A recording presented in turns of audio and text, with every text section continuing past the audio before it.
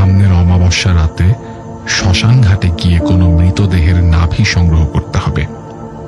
হিন্দুদের মৃতদেহ সৎকার করা হলেও মৃতদেহের নাভিটি না পুড়িয়ে একটি বাঁশ দিয়ে পুঁতে রাখা হয়।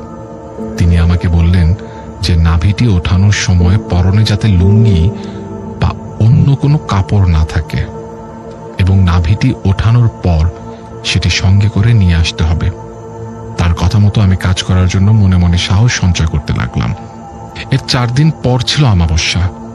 আমাদের কলোনি থেকে শ্মশানটি খুব বেশি দূরে ছিল না। কলোনির সামনের মাঠ পেরোলেই রাস্তা ধরে 400-500 মিটার দূরে কলেজ এবং কলেজের উল্টো পাশেই শ্মশানটি অবস্থিত।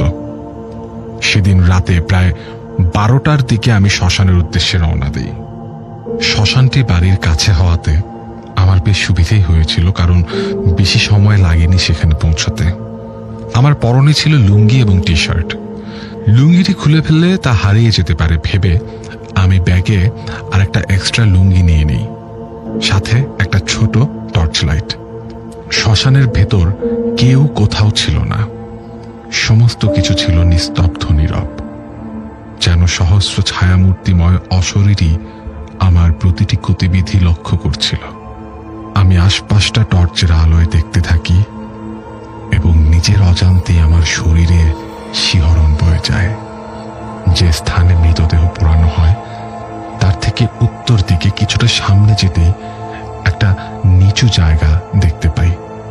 সেখানে কিছু দূর পর পর কয়েকটা ছোট ছোট বাঁশ পোতা রয়েছে। নিচু জায়গা হওয়ার কারণে সেখানে বৃষ্টির পানি জমে ছোট ডোবা মতো হয়ে গিয়েছিল। আমি বুঝতে পারলাম এগুলো সেই বাঁশ যা দিয়ে নাভি পোতা থাকে।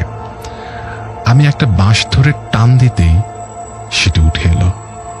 এ সময় ডোবার পানিতে একটি ছোট পলিথিনের পুটলি ভেসে উঠল এবং সেটা থেকে প্রচন্ড দুর্গন্ধ বের হতে লাগলো। আমি ভালো করে দেখতেই বুঝলাম